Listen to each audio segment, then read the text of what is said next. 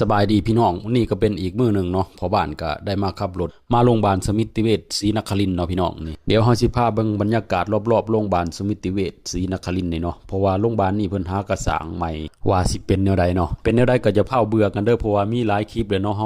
าก็ไปถ่ายแต่โรงพยาบาลให้เบิ่งเนาะก็เฮ็ดแนวใดซะเนาะคนบ้านนอกเขาในเมืองบ่เคยเห็นความเจริญของประเทศไทยก็สิประมาณนี้เนาะในเมื่อข่อยมาเห็นแล้วข่อยก็อยากถ่ายให้พี่น้องหลายๆคนได้เห็นนํกันเนาะว่าประเทศไทยโรงพยาบาลประเทศไทยเป็นแบบนี้เนาะตอนนี้เฮาก็ย่างมาทางหน้าตึกใหม่เนาะเบิ่งพี่น้องทางรถเขาสะดวกสบายขนาดแล้วก็ยังมีพนักงานต้อนรับอยู่หน้าประตูนำได้พี่น้องข่อยก็บ่เคยฮู้มาก่อนเลยว่าโรงพยาบาลนี้ข่อยก็คิดว่าเป็นโรงพยาบาลทั่วไปที่จริงแล้วมันเป็นโรงพยาบาลเด็กเนาะโซนที่ตึกขึ้นใหม่นี่แต่ว่าตึกเก่าตามที่เห็นก็มีผู้ป่วยทั่วไปเนาะส่วนหลายก็สิเห็นชาวต่างชาติหลายๆพี่น้องบ่แปลกใจบ่เป็นหยังชาวต่างชาติคือมารักษาอยู่ที่ประเทศไทยหลายเนาะตามความคิดส่วนตัวของข่อยเนาะระบบทางการแพทย์สาธารณสุขของประเทศไทยข่อยคิดว่าดีที่สุดเนาะและก็ทันสมัยบ่ฮู้ว่าท่านผู้ชมท่านใดที่เห็นคลิปนี้แล้วมีความคิดเห็นแนวใดก็คอมเมนต์มาเว้ามาคุยกันได้เนาะที่สำคัญตามที่ข่อยไปเห็นตามสถานที่ต่างๆของโรงพยาบาลที่ข่อยได้ไปเห็นมาแม่นสะอาดสะอ้านพี่น้องเอ้ยคือแบบนี้แหละเนาะโรงพยาบาลสมิติเวช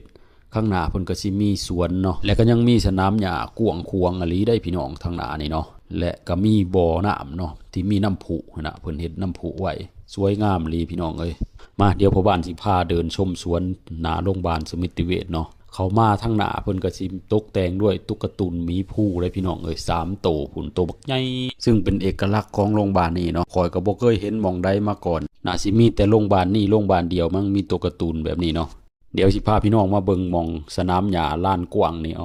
ติพี่น้องเอ้ยกว้างอีหลีได้แบบเป็นธรรมชาติเนาะทางหน้าก็สิเป็นบ่อน้ำขนาดใหญ่แบบนี้เนาะและหนึ่งสิ่งที่คอยแนมเห็นนี่พี่น้องเห็นคือข่อยบ่อันนี้เขาเอิ้นว่าโตเงินโตทองแม่นบ่ปลาโตยังใหญ่แท้แสดงว่าน้องนี่มีปลาเนาะอันนี้คือสมิติเวชตึกเก่า